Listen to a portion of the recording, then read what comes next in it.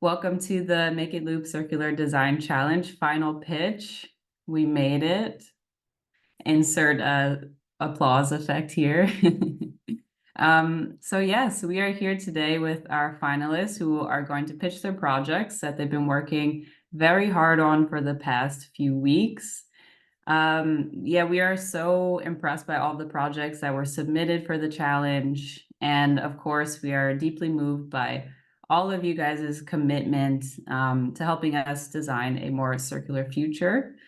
So to anyone in the audience, welcome also, and thank you for your support and attention as the finalists are bravely sharing their projects with us and the world.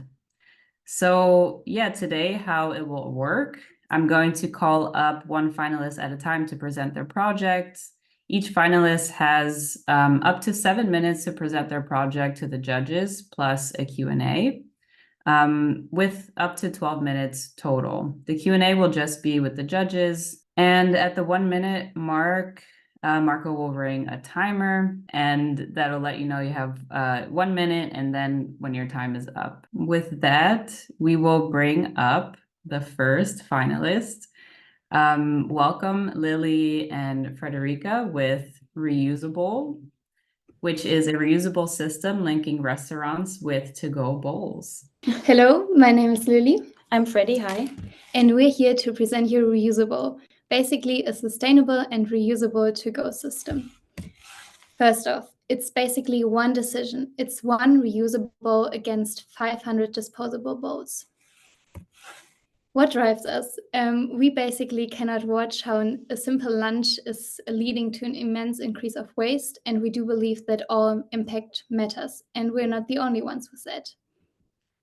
So we created here a what-if process to quickly present that to you and how we could basically change that process. So today you arrive at a restaurant or cafe of your choice, you basically get a takeaway meal, you eat that meal, and then that packaging is thrown away. And basically in Sweden, there are 2 billion takeaway packages per year, and that is 14% of all litter in the cities of Sweden. So an immense waste problem.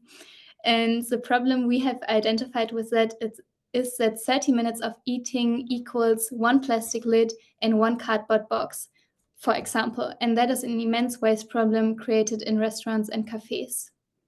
So to basically understand the problem better, but also our target group, we talked to restaurant owners and restaurant consumers and found that an alternative solution should be convenient and communal. It should not include any extra cost. The bowl itself should be practical or portable, which means like microwave friendly on not leaking, and all of them wish for sustainable packaging. In more detail, we talked to consumers of a nearby market hall here in Malmö, and we talked to the ones that actually did get takeaway and found that 50% of them are coming here at least once a week, and 80% of them do always get takeaway. And then another 80% of them wish for a different packaging solution. So what did we come up with? You as a consumer can go to our app or website and create an account. There you can unlock a QR code by simply paying a small deposit.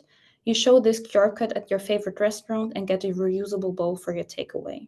You enjoy your takeaway and then you return the bowl at either the partaking restaurant or any of the return boxes, for example, in the market hall. This automatically unlocks a new QR code and then the cycle can be repeated. If you choose to exit the cycle, you get refunded for your deposit, which leaves you with any costs as a consumer. Yeah.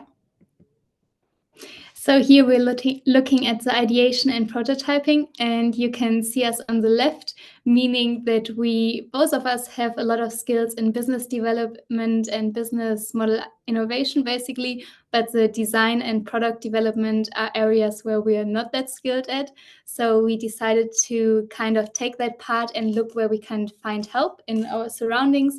And we basically, on the right, you can see us talking to a lot of partners here in Malmö to kind of see what kind of solutions could they imagine. And that would be Malmö Start, Idun, Piccadilly, Recap, Vital, and Conserve. And here's the final product that you can see.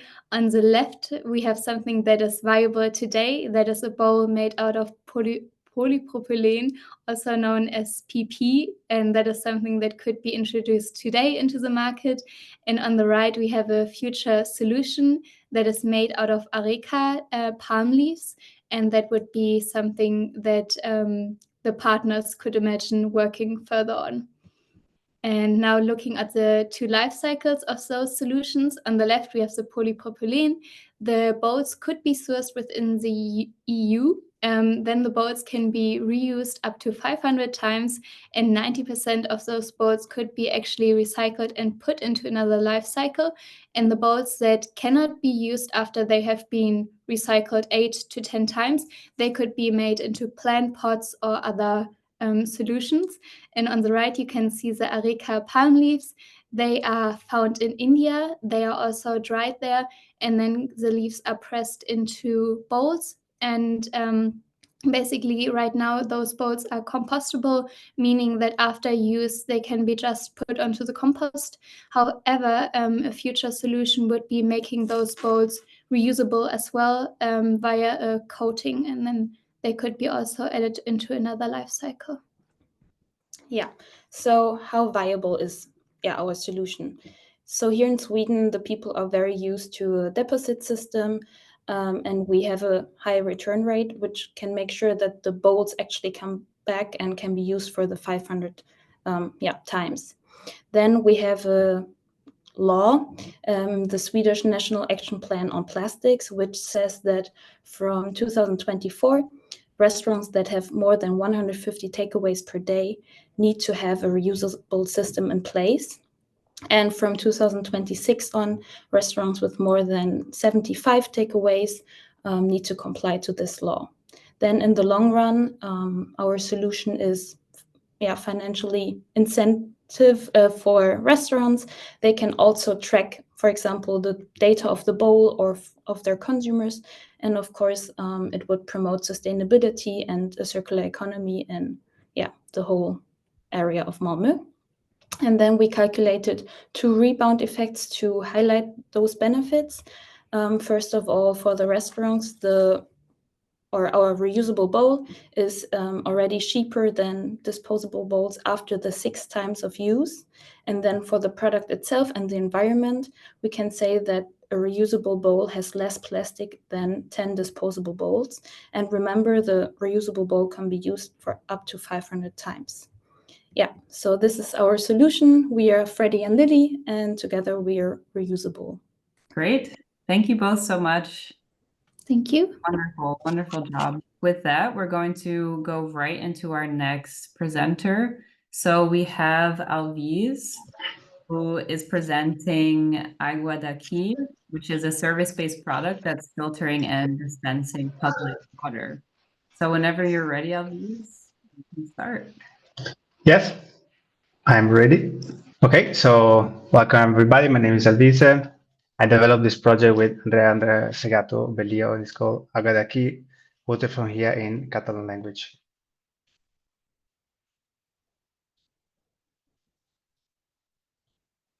So Catalonia is currently experiencing a severe drought, which started 3 years ago and has led the region government to declare the state of emergency. And we also observed a significant consumption of bottled water for domestic use in the city, even though Barcelona tap water is considered generally safe to drink and meets the standards that are set by the EU. So we decided to conduct an analysis of this phenomenon and define a circular area within an 800-meter diameter in the neighborhood of Poblesec. And we found that 608-liter bottles daily and 970 1.5-liter bottles are sold in this area alone, with most of them ending up in landfill or incinerated, as recycling rate of plastic packaging in Barcelona is only 24%. So we wonder why 82% of the people we interview are buying these bottles. And we asked them, and they cited mostly bad taste due to chlorine presence and fear of contamination or unhealthiness of tap water compared to bottled water. We saw an opportunity. What if they could purchase the same quality water locally and package free, avoiding all this plastic waste? Then we look at where the brands we saw in the shops are extracting their water. And 13 of them are in Catalonia, and almost all of them in areas experiencing emergency drought conditions. So we calculated that the total life cycle of these bottles that are sold in our small area produces 300 kilograms of CO2 daily. Moreover, we noted that these brands not only supply bottled water within Catalonia, but also export it internationally, as they belong to multinational corporations like Vichy Catalan and Danone. Although it is evident that extracting water from areas that are facing severe drought emergency to then ship it globally in disposable plastic water bottles represent a fundamentally unsustainable business practice, these brands are greenwashing us by advertising their products as sustainable, pure, and healthy. So we saw another opportunity. What if we could redirect their profits into projects that build resilience to our water crisis instead of aggravating it? And thanks to these two opportunities, we had the following vision. An impact-driven and transparent enterprise whose goal is to disrupt the plastic water bottle industry and redirect its profits into strengthening the resilience of local communities against drought. And we can do this thanks to a systemic and a technological solution, which is a publicly accessible filtration machine, improving taste and safety of grid water and powered entirely by self-generated solar electricity. This machine will dispense quality water to citizens using a pay-per-use method, and the revenue from the sales will be used to fund drought resilience projects in partnership with the Catalan Institute for Water Research and the Catalan Water Agency, which are the entities tasked with planning strategies and implementing measures to mitigate the effect of the drought. Well, the machine itself will be developed by a partnership between EcoSun Innovation and ProAqua, which will combine their expertise in solar power solutions and advanced water filtration machines, and will be the technology partners in the project.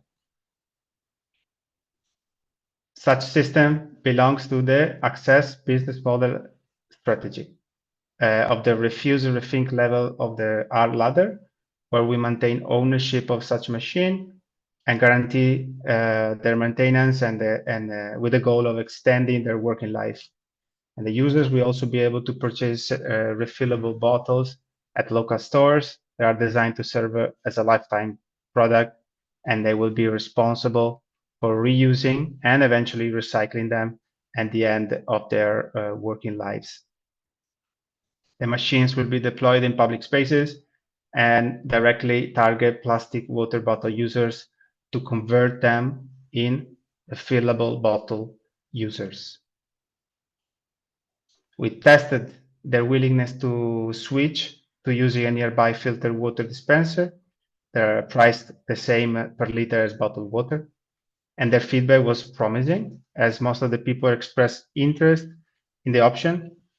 So we estimated that with a potential customer conversion rate of 40%, this system can help saving 48 kilograms of plastic daily in just that small area, and that it will take just 45 days at full regime to reach break-even point for one of these machines. What are the potential impacts of the ideas? SDG 11, for providing customer with the opportunity of contributing actively to the mitigation of the crisis. SDG 12 for the elimination of plastic waste, and SDG 13 for avoiding the emissions that are related to the distribution of bottles. An additional effect could be a revenue loss for the plastic water bottles corporations, together with a potential negative effect, which is the consequential revenue loss for small businesses belonging to the local distribution.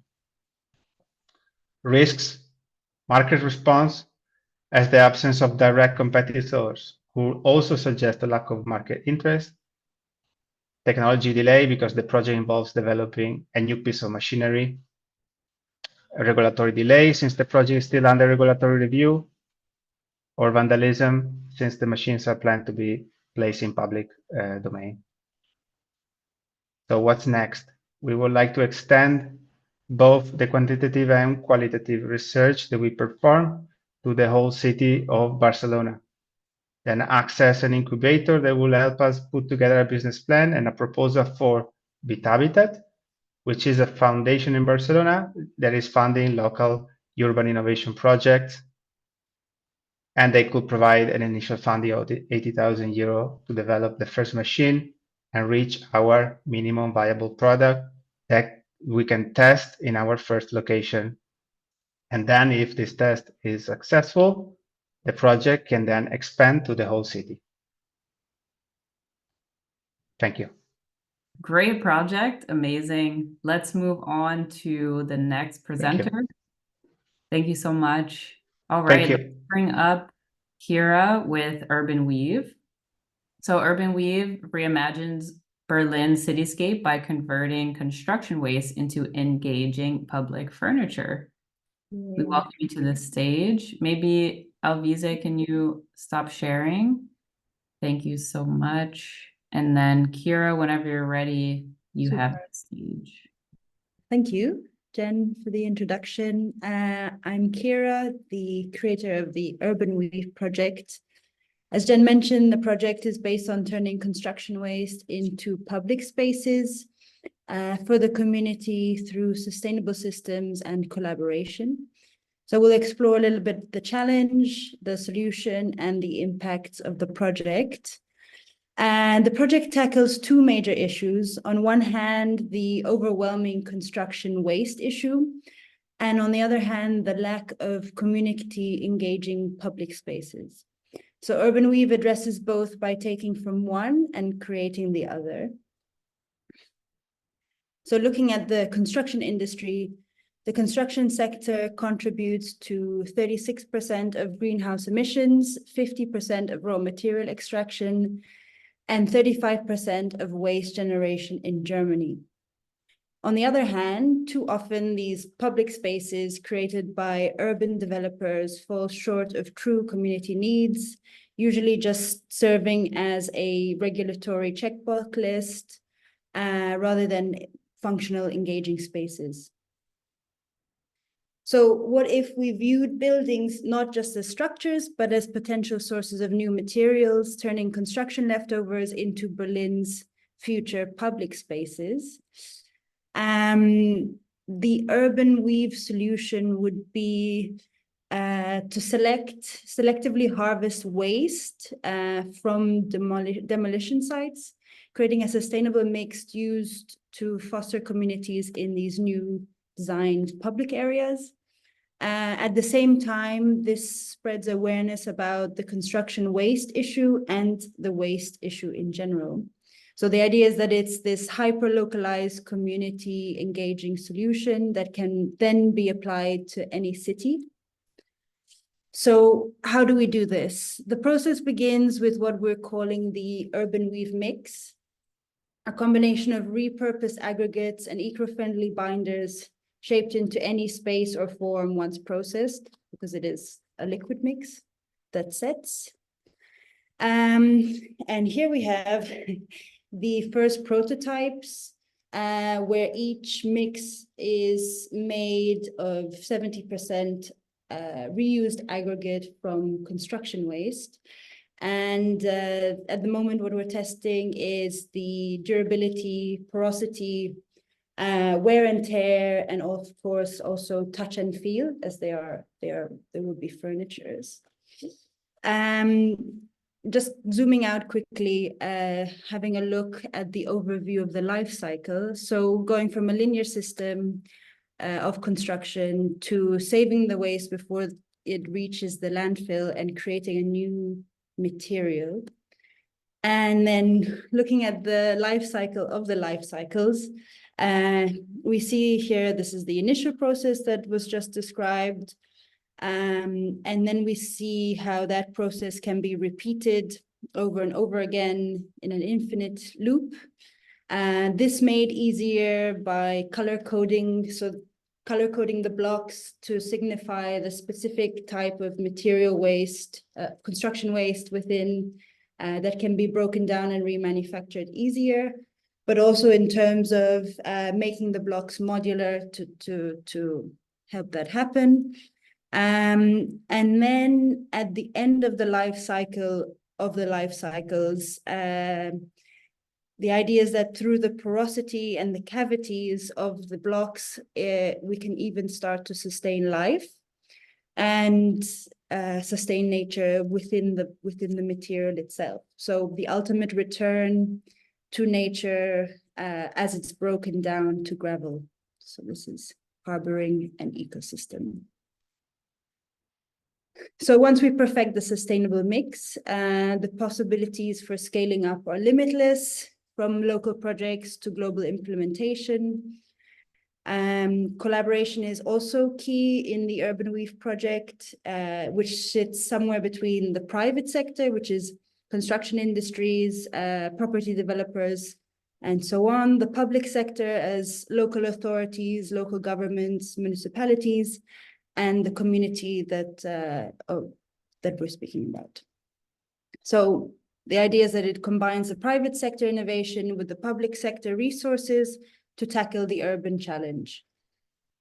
And once the project grows, we aim to improve on these points, reducing waste, cutting emissions, and improving urban life.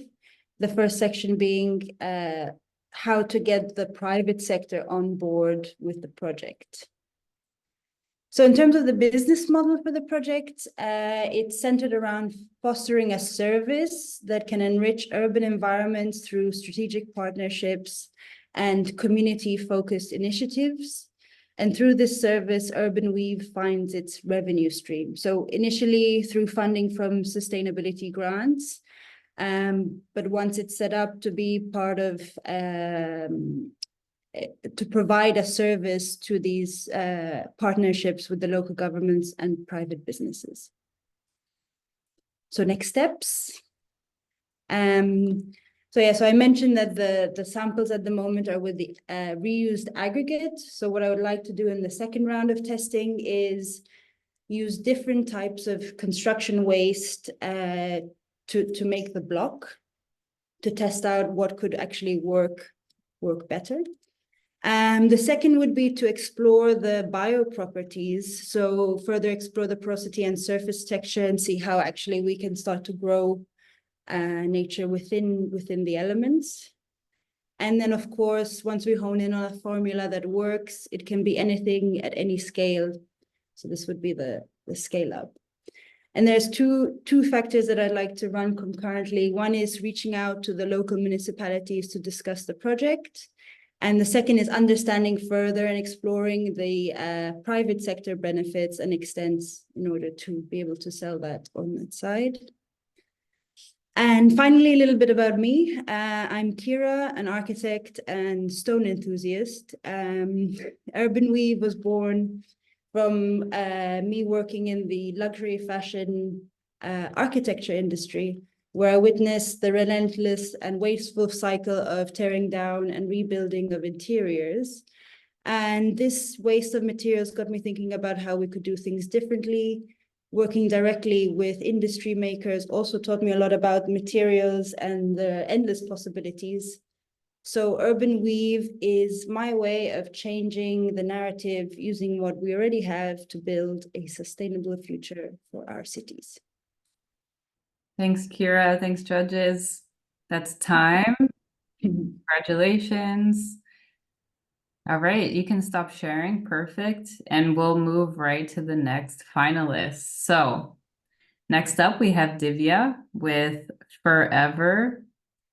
FurEver transforms the shed fur of pets into one-of-a-kind fashion pieces, turning waste into value and endorsing the slow fashion lifestyle. All right, Divya, whenever you're ready, we'll start the timer. Good evening, everyone. I'm Divya, and I'm presenting my project pitch titled FurEver, Wear Kindness. So FurEver is here for championing the fashion industry. And first of all, we will look at the problems that we are facing right now. So we have all heard how fashion industry is the biggest contributor to waste, like it contributes to 90 million tons of waste every year, of which only 10% is recyclable. And as we may all know, fast fashion is a buzzword now, and it's all about quick trends and affordability while compromising with meaningfulness and true quality. And to top this pyramid off, we have cruel practices at the peak of fast fashion. Most people think that fur is actually very green and sustainable, but that's actually a myth. When fur is manufactured, actually, there are many chemicals which are used that pollute the environment and are also a big health risk, for example, like formaldehydes. And it may come as a surprise to many of you, but fur actually has a higher carbon footprint than polyester. So as a solution to these problems, we have come up with FurEver, which is basically fashion accessories made from 100% naturally shed fur of our pets, and which are also 100% cruelty-free. So those of you who are pet parents may know that how everywhere we go, on our clothes, on our sofas, everywhere there is like pet hair all around. And even when we take our pets to the groomers, we can see all the fur that they shed or that they groom just go into the waste. So that basically ends up in the landfill and leaches into our environment. So as a solution to this, I thought of FurEver. And basically our vision is like, first of all, we stand against animal cruelty in the fur trade. And we instead craft fashion accessories that are made from love rather than harm. In the same way, we also ditch the plastic-made fur, which also basically pollutes the environment and also leaches into our water and other soil waste, soil streams. And we also rescue the pet fur, which is destined for the landfill, and instead transform them into fashion pieces that are actually one of a kind and that are sustainable and meaningful.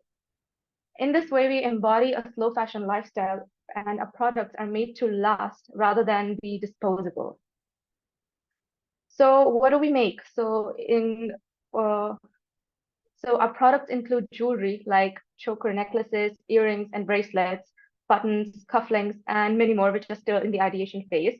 And the materials we will use for these products are pretty much straightforward, which will include mostly the naturally shed pet fur, recycled cotton or fabric scraps, which are obtained from the textile industries, then recycled stainless steel, and if need be, sustainable adhesives.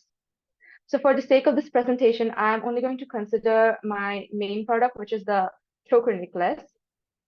So yeah.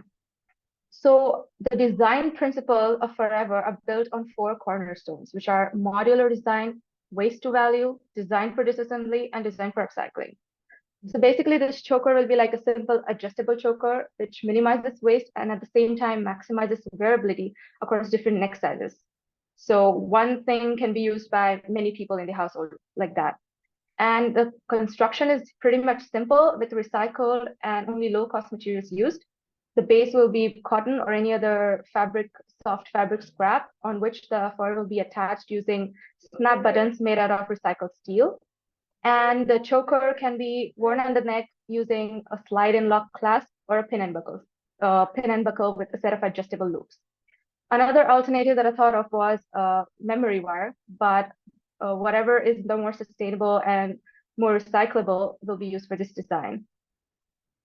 And then the end of life phase of this will include a take back program by providing incentives to our customers, and they will there is an opportunity of a third life as well, in which the fur can be upcycled into keychains, hair clips, toys, etc. And as basically as the construction involves Velcro or snap buttons, the fur can be easily disassembled or detached from the cotton, and so it will be easier for the end of life management as well. And if it is mixed with another nitrogen-rich compounds, it can be industrially composted after separation. So basically, your target customers involve pet parents and animal lovers, eco-conscious consumers, and fashion enthusiasts and other trendsetters. Our collaborators will be animal welfare NGOs. We will not take fur directly from pet parents or pet groomers for ethical reasons, and only source of fur from animal welfare NGOs who basically collaborate with all the other pet parents.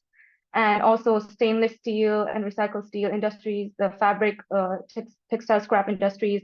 And if need be for processing, we will also collaborate with small businesses like local artisans who have experience in natural fiber processing.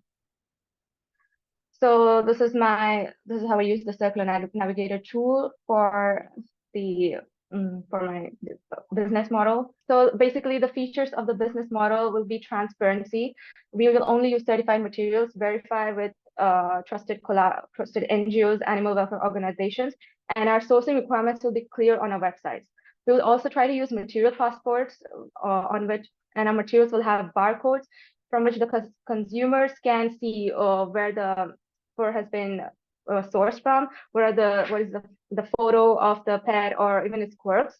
And the pricing will be direct to consumer model where our products will be tiered price, and we will also include products that have like a hierarchical pricing system. And with our marketing, we'll highlight the uniqueness of our product. We'll collaborate with influencers, pet cafes, vets, groomers, and we'll also host contests and giveaways on social medias, along with loyalty programs and seasonal promotions, especially when pets shed their fur. And regarding our community, we will try to host pet events, share our story, for example, the story of an animal shelter, how the pet lived its life or stuff like that, and also host repair workshops for our products and educate on pet adoption and responsible ownership.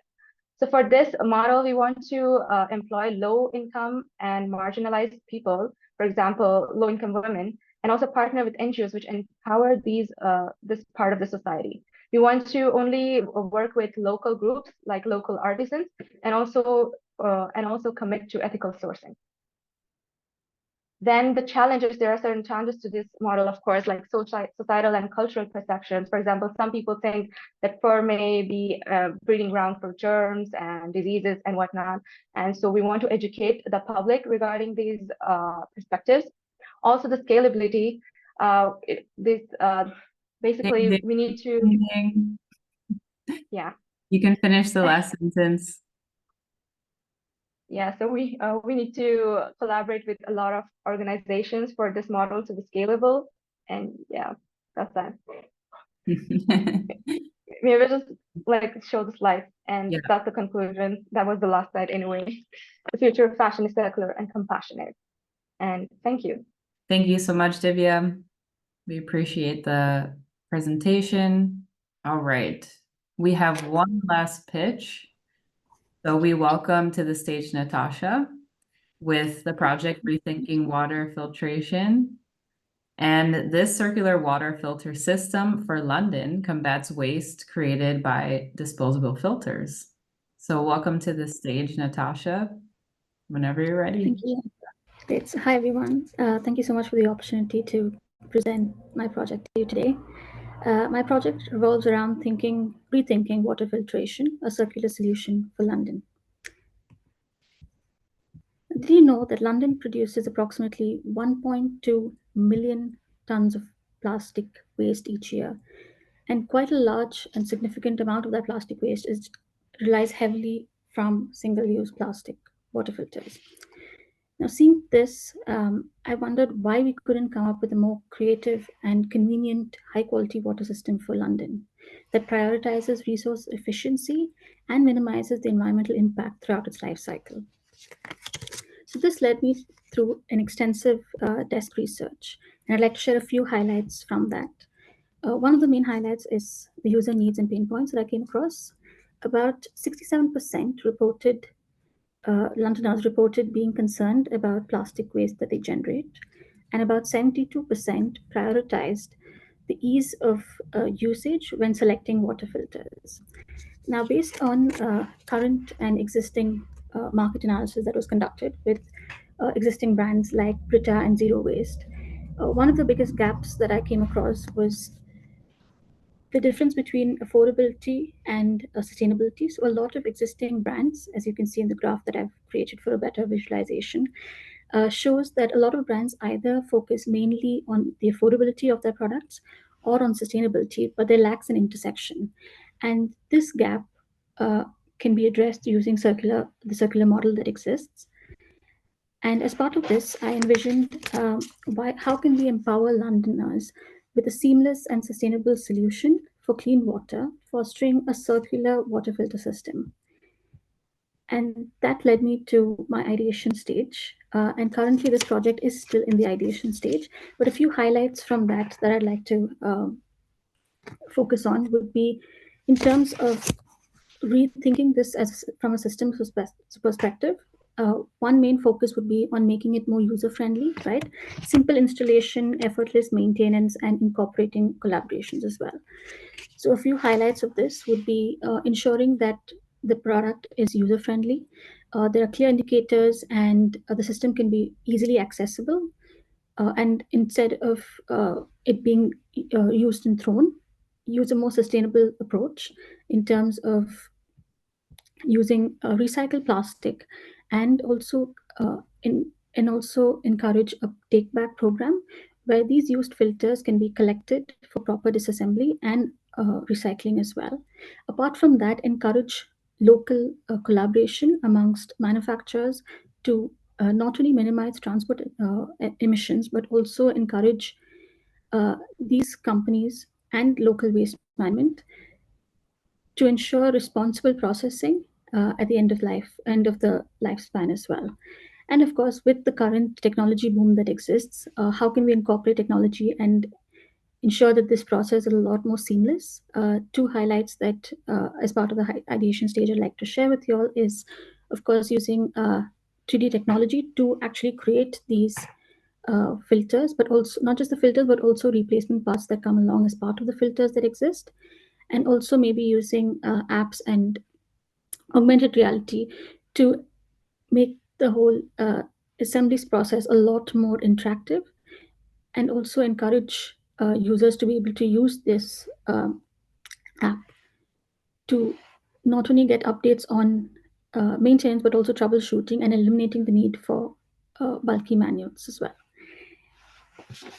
With that being said, I'd like to just highlight two main aspects of this project.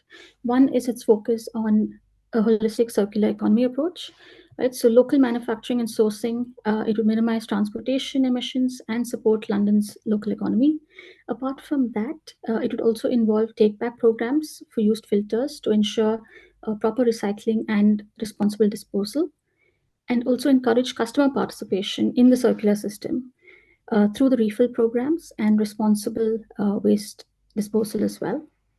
Apart from that, the second aspect that I'd like to highlight as part of this project is the prioritization of user-friendliness, which goes along hand in hand with sustainability as well. So a simple installation and effortless maintenance are two of the highlights that I foresee as of now at this stage in the project. That being said, I do believe that this project has the potential to revolutionize London's water filtration landscape, and I welcome your feedback and any further questions that you have. Thank you, Natasha. Thank you, judges. All right. That's it. We went through all of the projects.